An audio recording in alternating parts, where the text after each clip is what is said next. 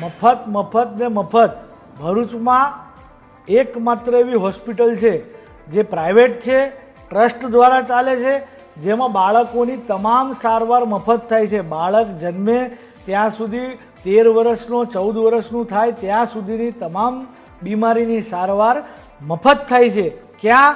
તો કે શાલીમાર કોમ્પ્લેક્સ પાસે કાશીમા હોસ્પિટલ, જે ગાયત્રી પરિવાર ટ્રસ્ટ દ્વારા ચાલે છે, જેમાં સરકારશ્રીની PMJY યોજના છે, આયુષ્માન ભારત, જે યોજના અંતર્ગત તમામ રોગોની સારવાર મફત અને મફત એક જ હોસ્પિટલ છે આખા ભરૂચમાં, જે સેવાકીય પ્રવૃત્તિ માટે મફત સારવાર આપતી હોસ્પિટલ છે.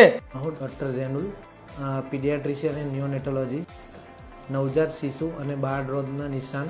ફેસિલિટીઝમાં CPAP, વેન્ટિલેટર, ફોટોથેરેપી, ઇન્ફ્યુઝન પંપ, બાળકોને ટ્રીટમેન્ટ અપાતી બધી સુવિધાઓ આપણા પાસે અવેલેબલ છે. તો તમે કેમ લાભ લેવાનો ચૂકો છો?